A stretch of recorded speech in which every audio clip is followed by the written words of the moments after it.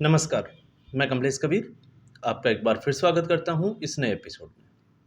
आज के इस एपिसोड में हम बात करने वाले हैं झारखंड की। झारखंड के विधानसभा चुनाव 2 चरणों में होने जा रहे हैं।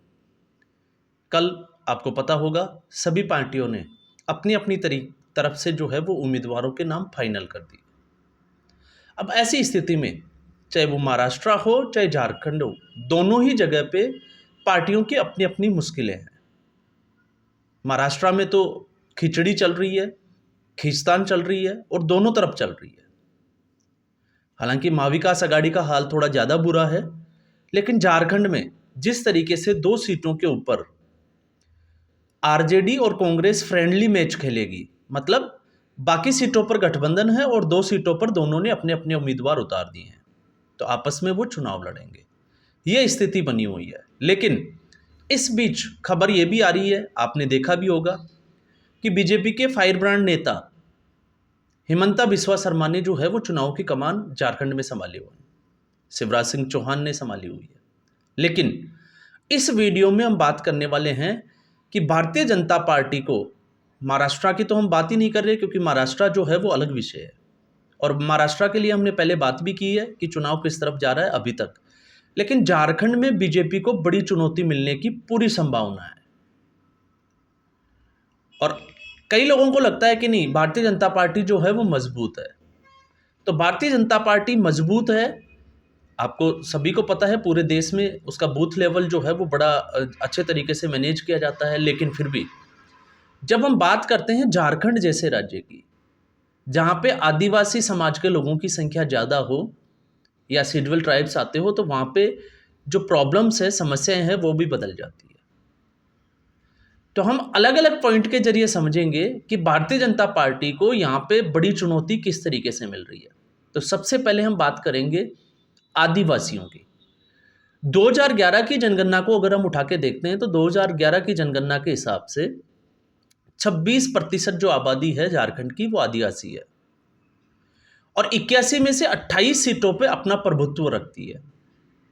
मतलब हम सीधे तौर से ये कह सकते हैं कि सत्ता की जो चाबी है वो आदिवासी समाज से होकर गुजरती है। और फिर चाहे हम लोकसभा चुनावों की बात करें, लोकसभा चुनाव में आपने देखा कि जिस तरीके से अर्जुन मुंडा तक चुनाव हार गए, तो इसका मतलब साफ तौर से स्पष्ट है कि आदिवासी समाज जो है वो भारतीय जनता पार्टी से नाराज है। और या फिर हम 2019 के विधानसभा चुनाव की बात करें तो इन सभी सीटों के ऊपर 28 की 28 सीटों पे भारतीय जनता पार्टी जो है शेड्यूल ट्राइब्स के जो उम्मीदवार उतारने के बाद में भी जो है वो विफल रही, सारे उम्मीदवार हार गए। तो ऐसी स्थिति में ये सबसे बड़ी चुनौती होगी कि भारतीय जनता पार्टी आदिवासी समुदाय को अपनी तरफ किस तरीके से करती है। हालांकि टिकट वितरण जो है वो बड़े जिसको कहे कि सही तरीके से किया गया है, लेकिन फिर भी ये चुनौती जो है वो बनी रहेगी। दूसरा, इस कारण के अलावा अगर हम बात करते हैं तो दूसरा सबसे बड़ा कारण जो है वो होगा, जब हम शिवराज सिंह चौहान की बात करते हैं तो शिवराज सिंह चौहान के खिलाफ जो है वो मध्य प्रदेश में एंटी इनकम्बेंसी जोरों से थी और एग्जिट पोल ने तो ये दिखाई दिया था कि शिवराज सिंह चौहान जो है वो चुनाव हार रहे हैं। लेकिन 165 सीटें जीतकर शिवराज सिंह चौहान ने धमाका कर दिया और जब राजनीतिक विश्लेषकों ने इसका विश्लेषण किया तो बात समझ में आई, निकल के भी आई, कि शिवराज सिंह चौहान की लाडली बहन जो योजना थी, और यही कारण था कि शिवराज सिंह चौहान को मध्य प्रदेश में मामा कहा जाता है, उस योजना का ही एक इम्पैक्ट था कि शिवराज सिंह तीसरी बार जो है वो बड़े बहुमत के साथ सत्ता में आए और फिर उसके बाद में अलग अलग राज्यों में इसको इम्प्लीमेंट करना स्टार्ट कर दिया। तो अगस्त महीने में झारखंड में भी जो है वो मैया सम्मान योजना हेमंत सोरेन ने जो है वो शुरुआत करी है, जिसमें हर महीने हर महिलाओं को, लगभग 8 लाख महिलाओं को 1,000 रुपये महीने के दिए जा रहे हैं। तो उससे पार कैसे पाएगी भारतीय जनता पार्टी। और दूसरा, साथ में 20 लाख जो है वो गरीबों को घर दिए जाएंगे। कब दिए जाएंगे ये विषय अलग है, लेकिन उन्होंने घोषणा कर दी चुनावों के लिए और मैया सम्मान योजना के पैसे जो है वो ट्रांसफर होना शुरू हो गए। तो ऐसी स्थिति में मैया सम्मान योजना और अब्बू आवास योजना, इस दोनों से भारतीय जनता पार्टी किस तरीके से पार पाएगी और भारतीय जनता पार्टी की इसको तोड़ने के लिए क्या रणनीति होगी, ये बड़ा महत्वपूर्ण जो है वो फैक्टर होगा। तो अब तक हमने 2 फैक्टर पे बात की। एक, आदिवासियों के 28 सीटों के ऊपर, और दूसरा जो है वो हमने बात की मैया सम्मान योजना और अब्बू आवास योजना। तीसरा सबसे बड़ा जो कारण होगा, जो मुझे समझ में आ रहा है, वो है सरना धर्म। झारखंड में एक नए धर्म की, ऐसे लोगों का एक कुनबा जिसकी आबादी जो है वो लगभग 45 से 46 लाख के आसपास है, झारखंड की कुल आबादी का। और वो आबादी जो है वो प्रकृति की पूजा करते हैं, वो किसी भगवान को नहीं मानकर प्रकृति की पूजा करते हैं। और जो प्रकृति की पूजा करते हैं उनका मानना यह है कि उनके लिए एक अलग धर्म होना चाहिए, सरना धर्म।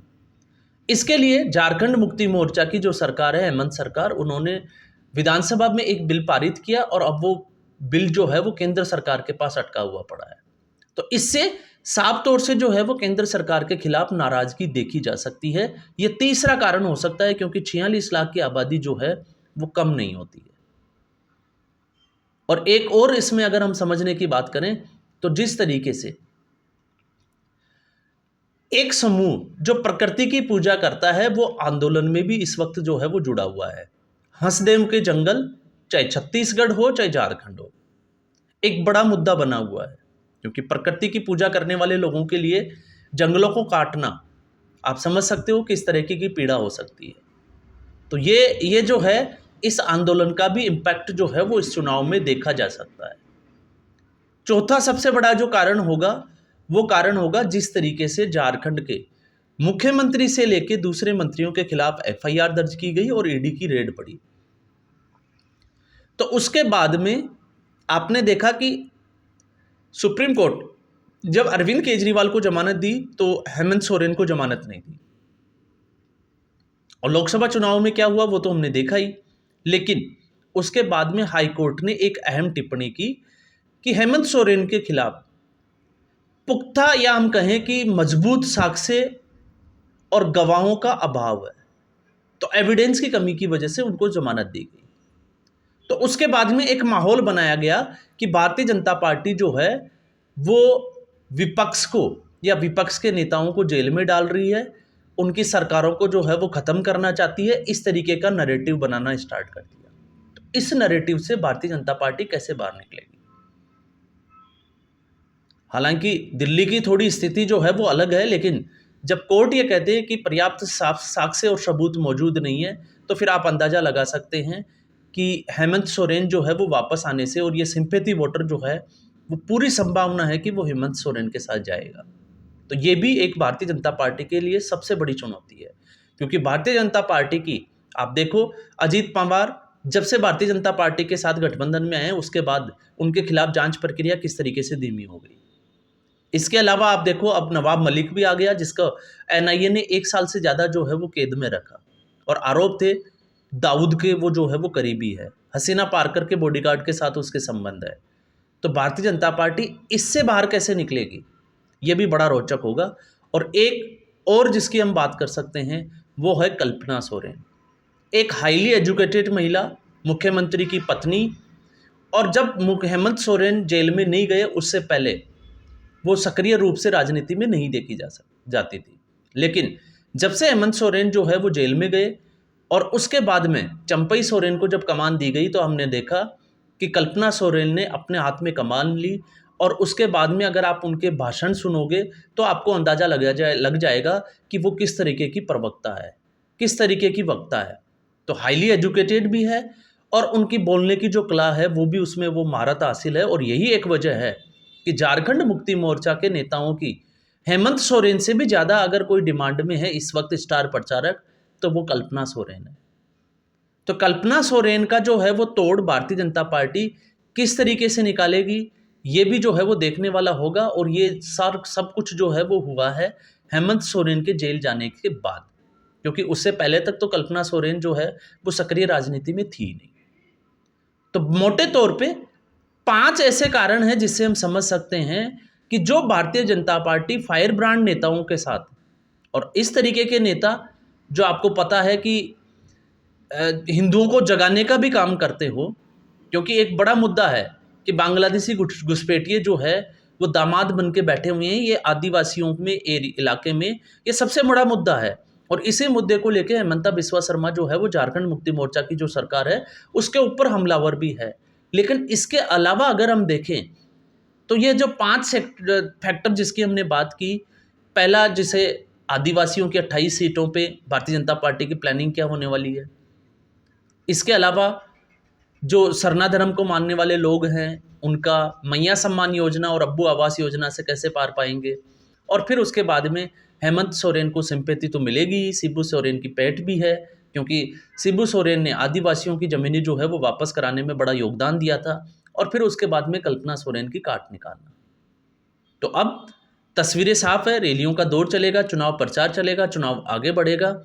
तो अब देखना यह होगा कि भारतीय जनता पार्टी इन चीज़ों से कैसे बाहर निकलती है।